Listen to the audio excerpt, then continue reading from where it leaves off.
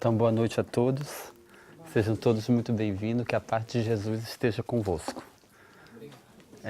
Vamos manter nossas vibrações espirituais em Jesus esta noite, para que a gente possa sair da superfície do Evangelho, né? Porque o aprendiz do Evangelho tem por habitude de viver na superfície. Então, o Evangelho de hoje ele é um tema oportuno para a época que a gente vive agora. Nós vamos falar sobre o capítulo 9 do Evangelho segundo o Espiritismo, que se intitula Bem-aventurado os que são mansos e pacíficos. Então a gente tem a oportunidade de nos encontrarmos hoje numa casa espírita e termos a certeza que estamos sendo acompanhados por nossos mentores espirituais que tanto trabalham por nós. Mesmo com as dificuldades que a gente encontra no caminho, eles estão lá na vontade de trabalhar, né, de nos guiar. Então, portanto, é importante que juntos a gente mantenha nossas vibrações, nossos pensamentos em Jesus, para que a gente possa absorver na totalidade os ensinos dessa noite. Então, o Evangelho de hoje, ele fala sobre injúrias e violência, as instruções dos Espíritos a respeito da afabilidade e a doçura, a paciência, a obediência, a resignação e as instruções dos Espíritos sobre a cólera. Então, vamos ver o que nos diz o Evangelho, as instruções de Jesus, para que depois a gente possa estudar juntos e entender o significado de um versículo muito bonito. Injúrias e violência. O Evangelho segundo Mateus 5:4. Bem-aventurados os que são mansos, porque possuirão a terra. Eu até vou repetir porque é interessante que a gente guarde em mente a palavra herança, porque ela é que vai dar realmente toda a profundidade do Evangelho nessa noite. Esse Evangelho ele tem uma característica linguística muito forte e que não tem como deixar passar se a gente quiser o compreender na sua profundidade. Então Jesus nos diz, bem-aventurados os que são mansos e pacíficos, porque possuirão a terra. Bem-aventurados os pacíficos, porque serão chamados filhos de Deus. Ouvistes o que foi dito aos antigos, não matareis, e quem quer que mate merecerá ser condenado pelo juízo. Eu, porém, vos digo que quem quer que se puser em cólera contra seu irmão, merece ser condenado no juízo. Que aquele que disser a seu irmão raca, merecerá ser condenado pelo conselho. E aquele que disser és louco, merecerá ser condenado ao fogo do inferno. Para nós espíritas, que estudamos constantemente o Evangelho, nesse estudo sempre seguido, não há necessidade mais de desmistificar a palavra inferno. Porque a gente já sabe que inferno e paraíso são estados de espírito. É a atitude que a gente tem perante os problemas, as provações da vida que determinará o caminho que a gente vai seguir. Então, portanto, inferno e paraíso são estados de espírito, do qual o homem só depende do homem as suas escolhas e o caminho que ele desejar seguir. Então, boa noite aos amigos que chegam. Esse Evangelho ele tem, como eu falei, essa característica linguística que é realmente algo que deve ser descortinado essa noite. Porque a palavra herança é a primeira vez que a palavra herança, a palavra herdar, aparece no Evangelho ligado a um contexto material. Bem-aventurados os pacíficos, os mansos e pacíficos, porque herdarão a terra. Normalmente, a palavra herança, ela aparece diversas vezes no Velho Testamento, algumas vezes no Novo Testamento também, mas é a primeira vez que ela está ligada nesse contexto material. Normalmente, quando Jesus utilizava a palavra herdar, ele se referia ao espírito, ao lado espiritual, herdar o reino de Deus. Herdar o reino de Deus em si. E, curiosamente, Jesus, que tanto combateu o apego excessivo à matéria, nos adverte agora que os mansos e pacíficos herdarão a terra. Então é curioso essa jogada de palavras agora, que a gente dizer assim, mas como que Jesus, que combate tanto o apego à matéria, agora nos diz que, sendo mansos e pacíficos, herdaremos a terra? Ele liga a palavra ao contexto material. Então, para que a gente entenda, nós espíritas, nós sabemos que a Terra ela passa por uma importante transição. Nós sabemos que estamos passando de um planeta de provas e expiação para um mundo de regeneração. Mundo esse onde somente espíritos com afinidades no bem aqui reencarnarão, visto que a Terra será um planeta de regeneração onde o bem reinará. Na nossa atualidade, um grande número de espíritos que se encontra aqui reencarnado tem como última oportunidade, não uma das últimas, mas como última oportunidade de se melhorarem, para adquirirem um passaporte para aqui voltar. Tais espíritos, se não se melhorem, serão levados a mundos de acordo com a sua evolução. E sabendo que a misericórdia de Deus é muito grande, trabalhando nesses mundos, evoluindo, eles readquirirão o direito de voltar aqui reencarnar. Portanto, quando Jesus utiliza a palavra bem-aventurados os mansos e pacíficos, porque herdarão a terra, é a isso a que ele se refere. É a essa herança que ele se refere. Nos trabalhando no nosso íntimo, nos melhorando, nós herdaremos a terra. Porque se já é uma bênção, na nossa atualidade, reencarnar nesse planeta para rever nossas faltas, imaginemos quando esse mundo for um planeta de luz, onde o bem, onde a paz, onde a fraternidade reinará entre todos. Então é esse o contexto material da palavra herança. Mas Jesus não faz distinção. O mais interessante ainda é isso, porque Kardec escolheu judiciosamente esses dois versículos que não se seguem. Em seguida, Kardec vem, nesse Evangelho, nos diz que os pacificadores, os mansos e pacíficos, serão chamados filhos de Deus. Então, olha que interessante. Se a gente lembrar do capítulo 4 do Evangelho segundo o Espiritismo, que nos diz: há muitas moradas na casa do meu Pai. Várias moradas em uma só casa. Nós estamos sobre o reino de Deus.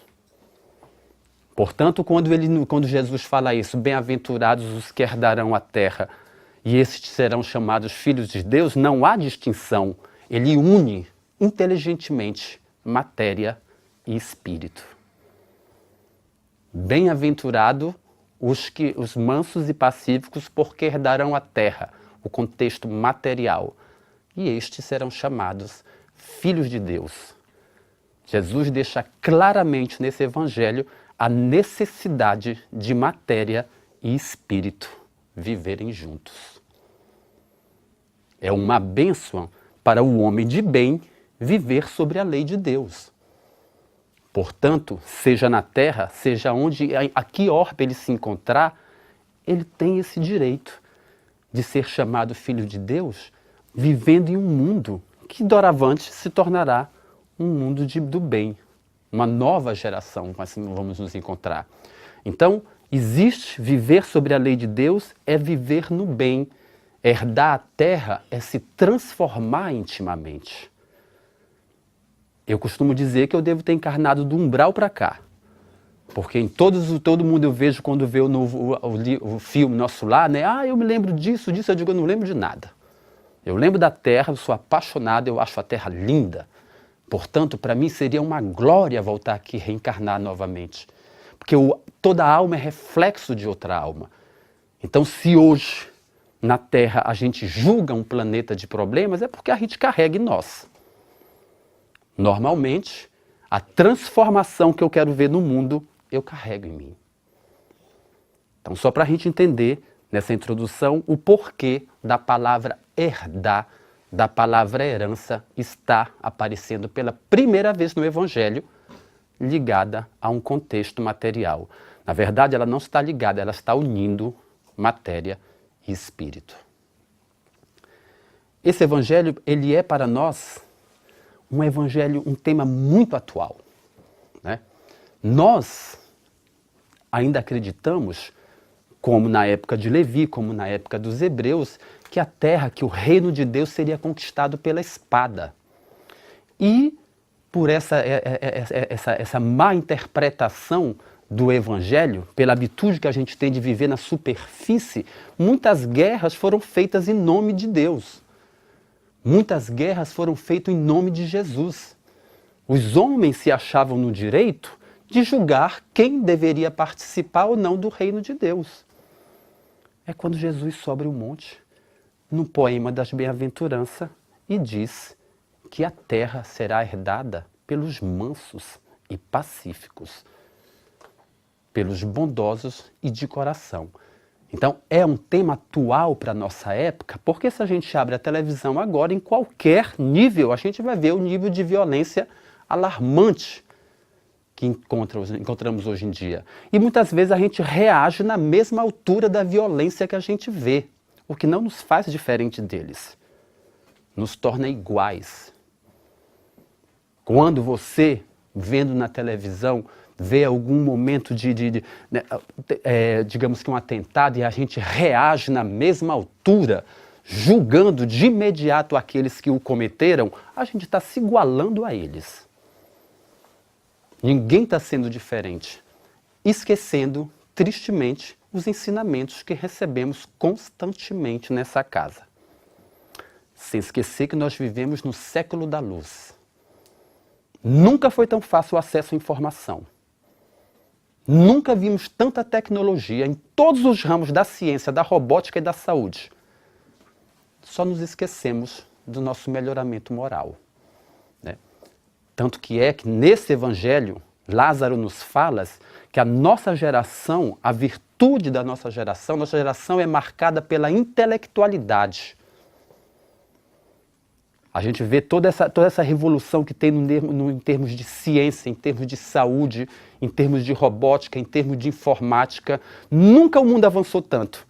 Porém, Lázaro nos adverte também. Mesmo que nossa geração seja marcada pela intelectualidade, o nosso maior vício é a indiferença moral. Sabemos muito, porém nada pomos em prática. Nós estamos correndo o risco de nos tornarmos espíritas ou cristãos intelectualizados. Muita palavra, muito saber, pouca ou quase nenhuma prática. E Lázaro veio nos advertir sobre isso, né? Desse risco de nos tornarmos, e se a gente vai mais profundo no Evangelho ainda, a gente encontra a incomparável parábola do bom samaritano, que é o retrato de nossa atualidade. Sabemos muito, porém pouco fazemos para socorrer o homem caído e assaltado na beira da estrada. É necessário, então é importante que não basta saber, é preciso viver o Evangelho. Vai ser impossível eu dar a minha paz a alguém, porém é possível eu viver em paz com alguém. Então a transformação, o bem que eu quero ver no mundo começa em mim. Portanto, viver o Evangelho é justamente colocar em prática o que se aprendeu para si. Muitas vezes o silêncio ao irmão que nos ofende é uma oração. Porque não devemos esquecer que a quem muito foi dado, muito será pedido. Muitos dos irmãos que deslizam nos erros, eles têm o erro como verdade. Eles ainda não sabem o que todos nós sabemos. Portanto, é caridade silenciar as faltas alheias. É caridade silenciar perante as ofensas. Então, não basta a gente viver tanto saber sem praticar. A gente precisa trabalhar. Aí vem a pergunta, mas será se eu posso trabalhar com todas as minhas imperfeições? Porque a gente tem a habitude de se colocar na situação confortável de vítima. Nós somos imperfeitos e eu digo amanhã, novamente, eu começo. Quando eu melhorar esse meu jeito, amanhã eu começo a trabalhar novamente. E a gente se esquece que o melhor momento para se começar algo é quando se começa. Não há amanhã. Então, existe uma história no livro Boa Nova. Esse livro Boa Nova eu gosto muito de consultar para o Evangelho porque ele traz, nessa passagem, ele descortina muito interessante o que foi o Sermão da Montanha.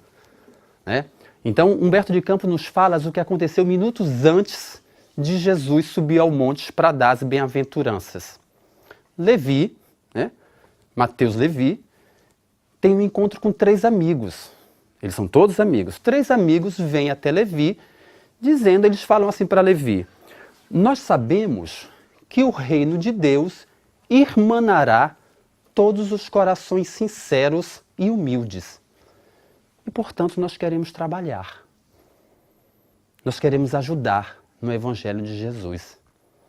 E Levi, que ainda acreditava que o reino de Deus seria conquistado pela espada, ele é um pouco rude com esses amigos, né? Ele joga um balde de água fria desses irmãos que se predispõem a trabalhar. É quando ele fala para ele: mas tu, Lisandro, aleijado como tu é, o que tu podes fazer pelo reino de Deus? E tu, Áquila, não foste tu abandonado pela própria família sob o peso de sérias acusações? E tu, Pafos, o que tu podes aportar a Jesus com todas as tuas aflições? Então ele joga um balde de água fria nesses corações sinceros que se reconhecem em imperfeições, mas se predispõem a trabalhar. Eles ficam meio entristecidos.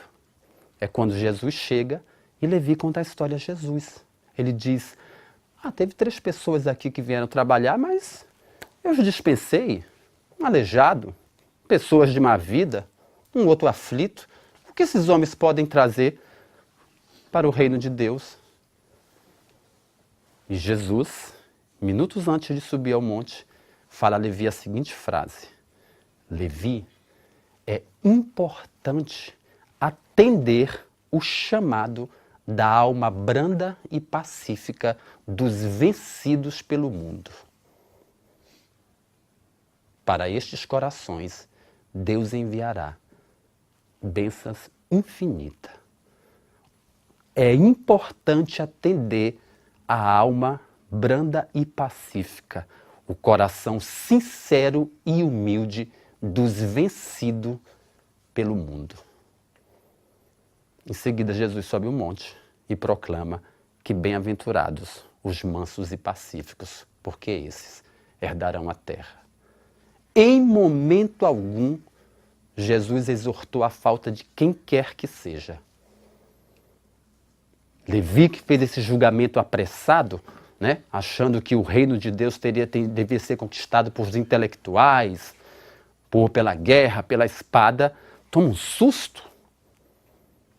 Ele não entendia, ele não sabia que o reino de Deus poderia ser conquistado por pessoas de má vida, aflitos, aleijados. Jesus veio para eles. E ele deixou isso sempre muito bem claro. O Sermão da Montanha mostra muito bem isso, quando as bem-aventuranças são levadas aos aflitos, aos que sofrem, aos pobres de espíritos, aos mansos da alma, aos puros de coração. Então, quando tentarmos nos colocar nessa posição confortável de vítima, achando que somos vítimas do destino, achando que não podemos trabalhar devido às nossas imperfeições. Quando eu falo trabalhar, eu digo praticar o que se aprende. Se todos nós decidíssemos trabalhar na casa espírita, nós não teríamos mais público. Então, pelo menos, praticar o que se aprende aqui, entre a família, entre amigos, no trabalho, no dia a dia. Então, quando a gente tentar se colocar, a gente se recorda, vamos nos recordar desse ensinamento de Jesus. É a lição da casa, o Boa Nova de hoje. Lê esta passagem de hoje, quando Jesus fala é importante atender o coração sincero e humilde dos vencidos pelo mundo. Se você é vítima, se nos tornamos vítima, portanto somos nós os vencidos pelo mundo. Nós temos o dever de trabalhar para o nosso auto-melhoramento. Então não importa nossas imperfeições. Não importa o que a gente carrega conosco, visto que o trabalho no bem nos aporta mais frutos do que a qualquer outro. A gente sempre se pergunta, né? Mas como seguir a lei? Como seguir as normas de Jesus? Como obter as diretrizes, as virtudes que nos dará esse passaporte para voltarmos aqui reencarnar em uma terra que no futuro próximo somos eternos, então não importa quantos anos, é um futuro próximo. Nós chegaremos lá. A terra, para voltarmos aqui na terra, onde no futuro próximo viveremos um mundo de paz. Num mundo onde reinará a fraternidade entre os homens. E a gente se diz, mas é tão difícil viver sobre as leis de Deus, é tão difícil carregar a brandura no coração, é tão difícil carregar a bondade no coração. Porque se eu saio daqui hoje evangelizado, eu vou ali na rua, alguém pisa no meu pé, estouro. Portanto, Lázaro, no item 6, novamente nesse evangelho, vem nos trazer o esclarecimento porque é tão difícil para nós, reencarnados na Terra, seguir as leis de Deus. Lázaro nos diz que nós ainda não entendemos que o mal provém de nossos corações. Está em mim a maldade que eu vejo no outro. Está em mim o julgamento que eu faço do outro. Como eu falei, toda alma é um reflexo de outra alma. Tudo aquilo que eu vejo no outro eu carrego em mim. Todo julgamento que eu faço no outro, eu tenho comigo. E Lázaro deixa claro que a dificuldade que temos é de não entender que todo mal que a gente vê no mundo, a gente carrega em nós. Então é importante mudar nossas vibrações. Nós temos a oportunidade, como nos disse Pedro ainda há pouco, de estarmos reencarnados na Terra, de podermos nos mudar, de podermos mudar nossas vibrações. Bem verdade, é um processo longo, é um processo difícil, mas nós somos espíritos eternos. E é um processo que, mesmo sendo longo e difícil, porta frutos muito rápido. Porque carregar a paz no coração é a postura que a gente tem diante dos problemas. Carregar a paz no coração é as escolhas sensatas que a gente faz. A gente encontra num livro também, Nos Caminhos de Jesus, Amália Rodrigues, que nos fala algo muito interessante a respeito das bem-aventuranças. Ela fala que o poema de bem-aventuranças é uma carta de alforria para nós. E é verdade. O ato de violência é algo que nos escraviza. Quando a gente comete um ato de violência, nós estamos nos escravizando, nos acorrentando às consequências. E Jesus traz nesse evangelho de hoje o convite, dizendo: bem-aventurados os mansos, bem-aventurados os pacíficos, bem-aventurados os pacificadores, os que promovem a paz. Então, o evangelho de hoje, ele é, como frisa Amália Rodrigues no livro Nos Caminhos de Jesus, a libertação da violência que carregamos em nós. A gente pode até duvidar ainda, porque a gente vive, como eu falei, a gente tem essa habitude de viver na superfície do evangelho. Então a gente diz, não, eu não sou tão violento assim não, mas a gente vai até o final, a gente vai entender que todos nós aqui somos imperfeitos. Ser humano algum, nem mesmo Jesus, passou na terra sem as pedras do caminho. Portanto, ele venceu o mundo. E ele é nosso modelo e guia. Então, adquirir, pôr em prática as virtudes necessárias. E o que é ser brando? O que é ser pacífico? O que é portar a paz? Nessa conversa de Jesus com Levi, quando Levi vem explicar a Jesus que ele dispensou os outros porque ele julgava não interessantes ao reino de Deus, Jesus mostra o que é ser pacífico e brando quando ele diz: é imperativo atender o coração sincero e humilde dos vencidos pelo mundo. E o que é o coração sincero? O coração sincero é o que reconhece suas faltas. E o coração humilde é o que reconhece suas faltas, mas se predispõe a mudá-las, a trabalhar. Esses 3 amigos que vieram ao encontro de Levi sabiam de suas falhas. Áquila fora abandonada pela família, sob o peso de sérias acusações. Lisandro, um aleijado. Pafos, o outro, vivia em aflições, mas eles não, quando eles souberam que o reino de Deus irmanaria corações sinceros, eles se predisporam a trabalhar. É a isso que Jesus espera de cada um de nós. Ele não está esperando perfeição para que a gente comece a pôr em prática, para que a gente venha trabalhar. Ele quer sinceridade, vontade. Ele quer o primeiro passo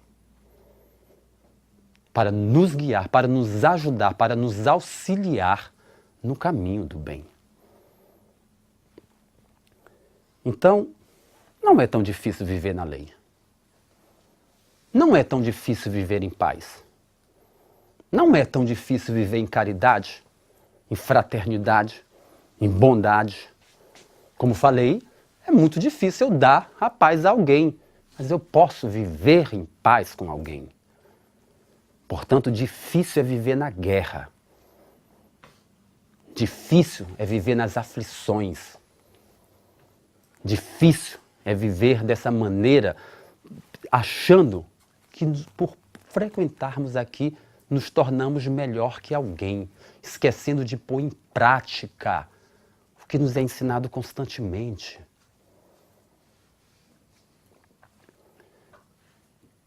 Nós devemos procurar a paz constantemente. Arrancar, como nos fala Lázaro, que nós devemos entender que o mal que a gente vê no mundo está em nós, arrancar de nossos corações, viver em paz, procurar a paz. Inclusive no Velho Testamento, na carta aos Hebreus e a Tiago, a Hebreus, no capítulo 12, versículo 14, ele fala: procurai a paz com todos. E Tiago acrescenta no capítulo 13, versículo 18, o fruto da justiça é semeado na paz daqueles que a praticam. O fruto da justiça é semeado na paz daqueles que a praticam. Aquele que pratica a paz viverá em paz.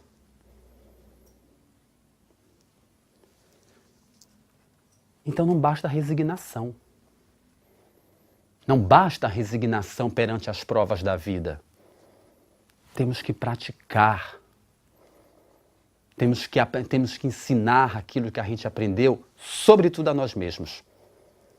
É essa a brandura do coração que se refere a Jesus. E os pacificadores? Os que promovem a paz? Onde estão os pacificadores? Onde estão aqueles que promovem a paz? Quem são eles? Né? Os que promovem a paz, os que trazem o amor entre todos.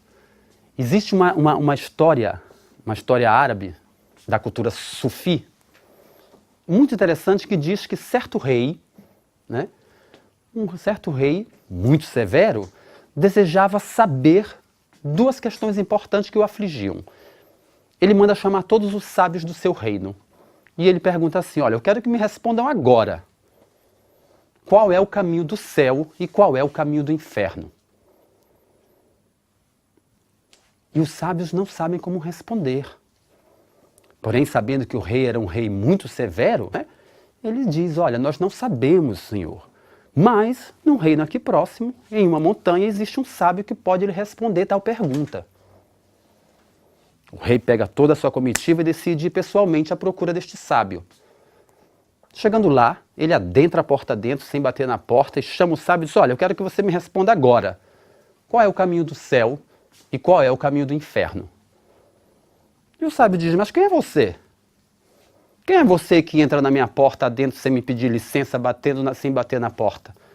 E o rei fala: eu sou um rei. E ele diz: mas não do meu reino. Nessa hora, o rei se enfurece, tira sua espada, desembanha, vai em cima do sábio: responde-me agora. E o sábio vira para ele e fala: esse é o caminho do inferno. O rei toma um susto, percebe que está recebendo um ensinamento. Humildemente se senta, olha para o sábio de cabeça baixa e diz: ensina-me.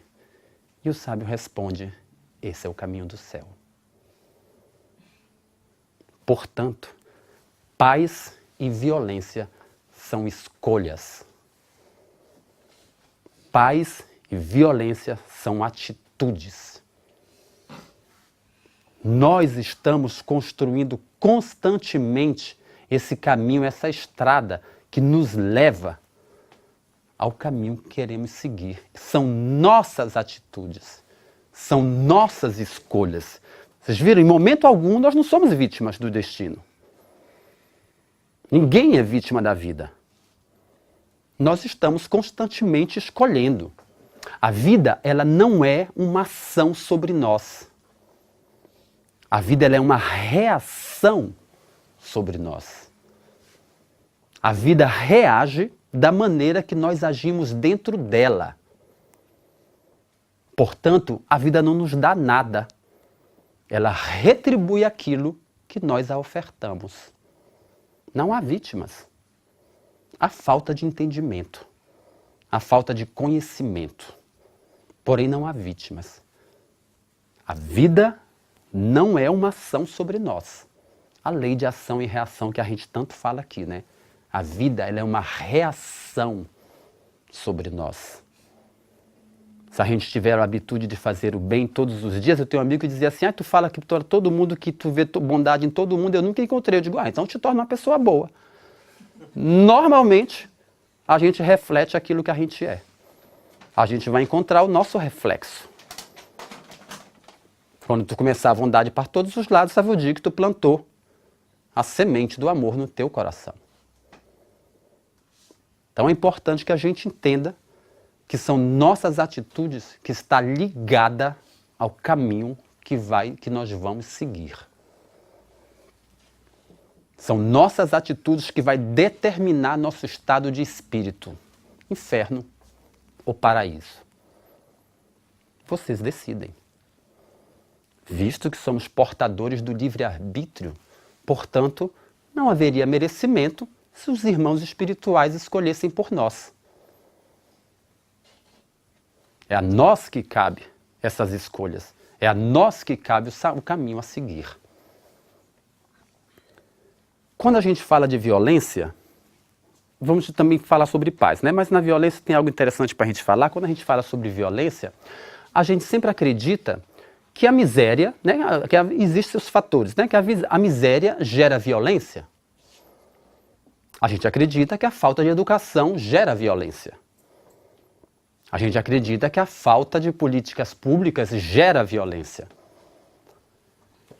Se a miséria gera violência, se a violência for gerada pela violência, se a miséria gera violência, isso quer dizer que todos aqueles que vivem na miséria e na pobreza deveriam ser violentos. O que não é. Como todos aqueles que vivem na abundância deveriam ser bons, o que também não é o caso. Se a falta de educação gera violência, todos os analfabetos deveriam ser violentos. E não é verdade. Como todos os extremamente intelectualizados deveriam ser bons, o que também não é o caso. Tem uma história interessante que se passou em 2000. Eu acho que vocês lembram do sequestro do Bus 174, eu acho que no Rio virou até um filme depois, né? Onde, no desfecho da tragédia, morreu uma professora e o rapaz que havia sequestrado o ônibus. Soube-se depois que o rapaz era um dos sobreviventes da chacina da Candelária do ano de 93. E aí se fez essa ligação imediata que aquele que sofre a violência cometeria a violência. Que aquele que vive na pobreza se tornaria violento. Porém, não existiu só um sobrevivente. Existiu outros sobreviventes que não se tornaram assaltantes. Que viveram, que sofreram aquela noite sofrida da chacina da Candelária, mas que utilizaram como degraus. Portanto, a falta de educação, a miséria, são fatores que, associados à índole, podem declenchar essa violência que a gente acredita ter como fator, normalmente para se desculparmos, né, daquilo que a gente tem. Então esse evangelho, importante que a gente lesse em casa também, para a gente entender o que Lázaro nos fala. Que a gente tem que entender que a dificuldade que temos de seguir no caminho do bem é justamente pelo fato de carregarmos em nós tudo aquilo que a gente vê no mundo. Então, paz e violência são escolhas. Paz e violência é uma atitude. Como eu falei, existem aqueles que precisam do silêncio da compreensão. Eles não sabem nada. Seria a falta de caridade julgar esses irmãos. Eles têm o erro como verdade. E nós que sabemos tudo não praticamos. Nós que estamos aqui constantemente, então como a gente se iguala com esses irmãos que não sabem nada? Iguais. Eles não praticam porque não sabem nada. A gente não pratica porque sabe tudo, mas se acha imperfeito. Então precisa haver uma caridade, uma compreensão perante aqueles, perante nós mesmos. Porque esse trabalho é um trabalho íntimo, intransferível, de cada um. Viver na paz ou viver na violência é saber o que escolher, a que caminho seguir. Portanto, pobreza não determina a violência de ninguém. Miséria não determina a violência de ninguém. É a índole do ser humano que, associada a esses fatores, sem trabalhar, o seu íntimo pode ter essas reações violentas. E o que é a paz? O que é a paz para o homem? Porque a violência a gente conhece muito bem. Quando eu falo violência, eu não falo de agressão física, porque nós já saímos na época do tempo dos bárbaros. Mesmo que a gente ainda veja muito. Mas existe a violência verbal, mental. Às vezes eu nem falo nada, eu só olho e ela já me derreteu só com o olhar dela. Então a violência também ela é mental. A violência ela é verbal, ela é pelos atos. E a paz? O que é a paz? Essa ninguém conhece, essa nós não conhecemos. Nós conhecemos a violência bem. O que é a paz? Eu adoro as definições de Emmanuel, né, que nos embaralha a cabeça inteira, mas nos traz o ensinamento. Né? No livro Fonte Viva, no capítulo 136, Emmanuel nos fala que a paz decorre da quitação da consciência para com a vida. Não, olha que interessante, a gente fica meio assim perdido, né? Mas a gente vai entender. A quitação da consciência para com a vida. Antes de a gente continuar, a gente vai também lembrar no Evangelho de João, no capítulo 14, versículo 27, outra definição da paz dita por Jesus, que diz: eu vos dou a paz, eu vos deixo a minha paz, mas eu não vos darei como vos encontrei no mundo. nesse mesmo Evangelho de João, no capítulo 16, versículo 36, ele vem agora e nos diz, Jesus novamente, tenho-vos dito isto para que encontreis a paz em mim. No mundo haverá aflições, no mundo haverá problemas, mas eu venci o mundo. A paz que a gente tanto procura está em Jesus. É nele que a gente encontra a paz. Viver na paz em Jesus é praticar aquilo que ele nos ensina. É essa paz que está ao nosso alcance. Quando Emmanuel nos diz, né, a paz decorre da quitação da consciência para com a vida, ele está deixando bem claro, não é a vida que nos traz a paz. Somos nós, com nossas atitudes, que levamos a paz para a vida. Viver em Jesus, viver com Jesus, sobre o seu Evangelho, por mais difícil que seja. Para todos nós é difícil. É viver em paz.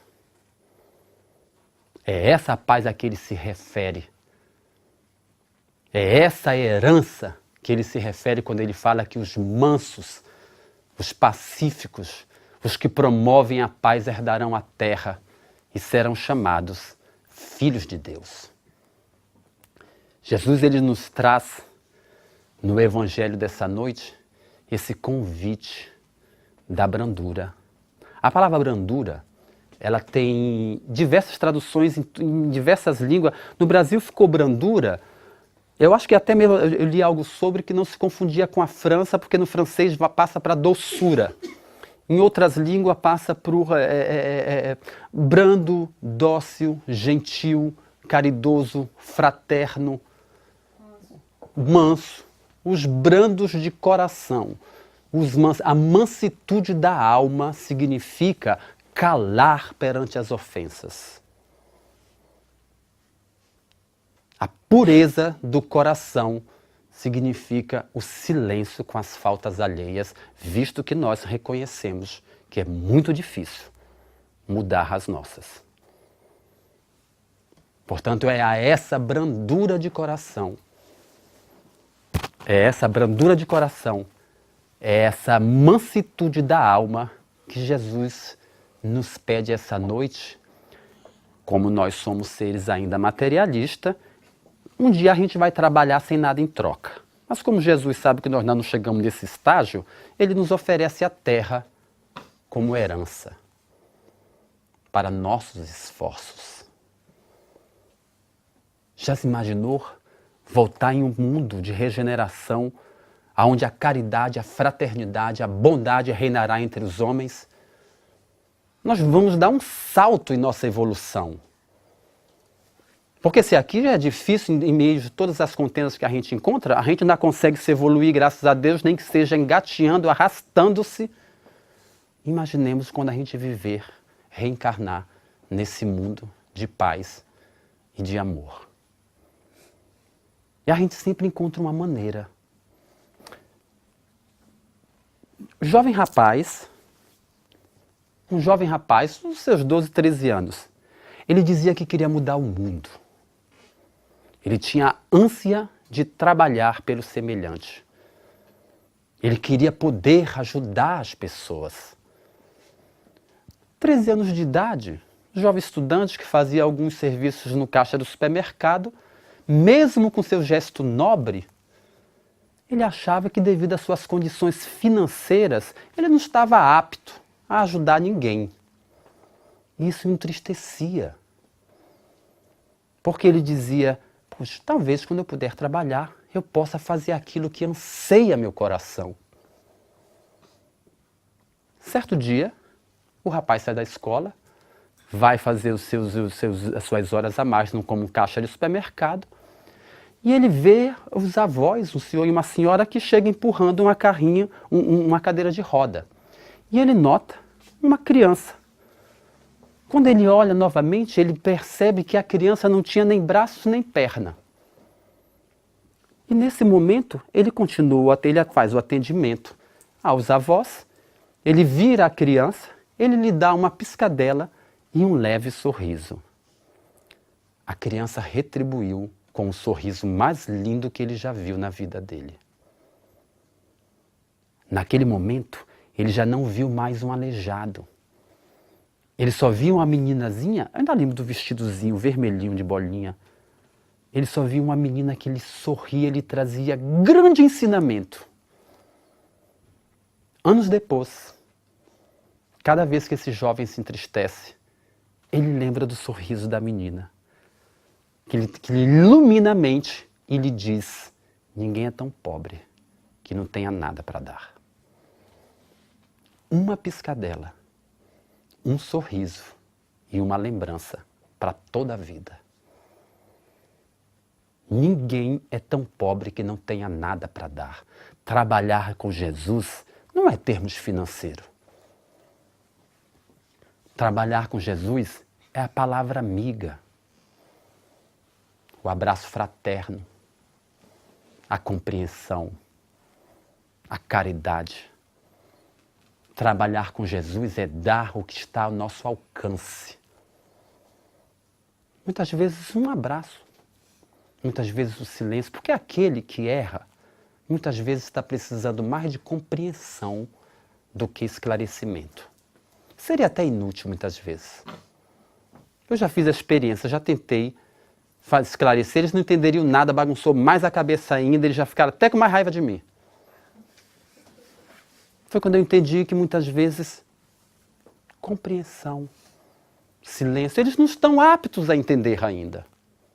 Se nós que já entendemos não praticamos. Então a meninazinha do supermercado nos traz uma mensagem essa noite. A convite de Jesus, ele nos pede que pratiquemos a brandura da alma, a bondade do espírito, que possamos trabalhar fraternalmente, que possamos nos melhorar, que possamos ver no outro aquilo que eu carrego em mim. É através da doçura, da bondade, da amabilidade que a gente vai treinando tudo aquilo. E atenção com o que a gente pede para Deus, porque certamente Ele dará, mas segundo a sua maneira. Nós não somos deserdados. Todas as noites, vamos dormir e vamos pedir a Deus tudo aquilo que vai vir a nossa evolução e no auge do egoísmo no bolso também. Mas vamos esquecer essa parte. Então a gente diz assim: ai Senhor, eu quero paz. Dá-me paz de espírito. E o que Deus nos envia? Problemas. Como eu posso ser um pacificador se eu não tenho nada para onde treinar a minha paz, que eu tanto anseio? Senhor, dai-me paciência. Eu não vou nem dizer o que Ele envia, né? Porque é constante.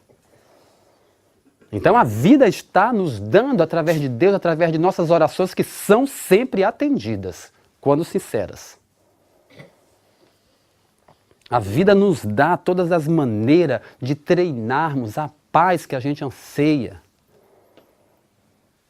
A vida nos traz as maneiras de treinarmos a paz de consciência que a gente precisa tanto. A paciência que a gente tanto clama nos é treinado todos os dias. Qual é o aluno que passa de ano sem fazer alguma prova? Emmanuel, nesse capítulo 136, ele fala que a gente tem a mania de confundir, né, paz de espírito com ausência de conflitos. A gente confunde essa paz de consciência com inércia. A gente acha que viver em paz é viver sentado. Uma boa, tranquilo, não tem problema, está tudo bem, obrigado. E o mérito? E a prática? Como que a gente vai passar de ano se a gente não treina? Deus, na sua infinita bondade, atende-se constantemente nossas orações. As orações sinceras são aquelas que partem para a nossa evolução, para nosso crescimento. Senhor, dai-me paciência. No outro dia, o marido deixa a toalha jogada na cima da cama. E a mulher quebra tudo. Senhor, dai-me paciência. A amiga no trabalho fala algo que não gosta, e aí acabou tudo de novo. Senhor, dai-me paz. e os problemas e as aflições nos aparecem. Viver em paz é viver em Jesus. E a atitude que nós vamos ter é que determinará o caminho que nós vamos seguir. Paz é uma escolha. Violência é uma escolha. Portanto, vamos trabalhar, aceitar o convite de Jesus dessa noite, que é a brandura, a paz de espírito e a bondade de coração. Nos resta ainda 5 minutos. Então, se alguém quiser fazer alguma colocação. Foi um pouco novo para mim hoje, porque pela primeira vez eu não escrevi.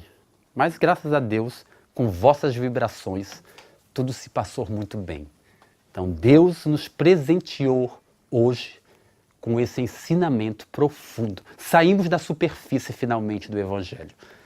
Então, eu só tenho a vos agradecer.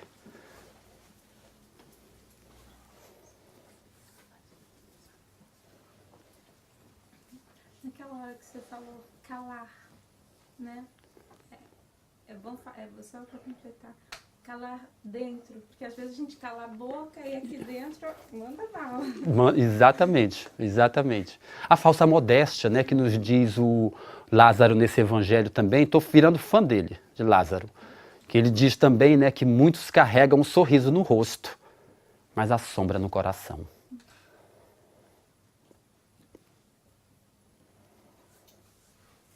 Então, vamos nos sentar confortavelmente, vamos fechar os nossos olhos, vamos aproveitar o ensino, as vibrações dessa noite, que Jesus, na sua infinita bondade, vamos agradecer, vamos louvar pelos ensinos dessa noite, pelas vibrações que foram maravilhosas nessa casa, nos trazendo a oportunidade do conhecimento da palavra de Jesus. Viver no bem, praticar o bem, sermos caridosos, mansos de coração, vivermos em fraternidade. Vamos fazer uma vibração espiritual para aqueles irmãos que não se encontram entre nós hoje. Para os amigos, para os irmãos que se encontram em leito de hospital, nessa época fraterna de Natal que se aproxima, é importante. Esse evangelho é oportuno para nós. Senhor, nós te pedimos, ajuda-nos a praticá-lo. Tantos corações precisam de uma palavra amiga, de um gesto solidário que lhes aqueça o coração. Senhor, fazei de nós discípulos da tua doutrina. Aporta-nos a paz no coração para que possamos divulgá-la entre todos os nossos irmãos. Que assim seja.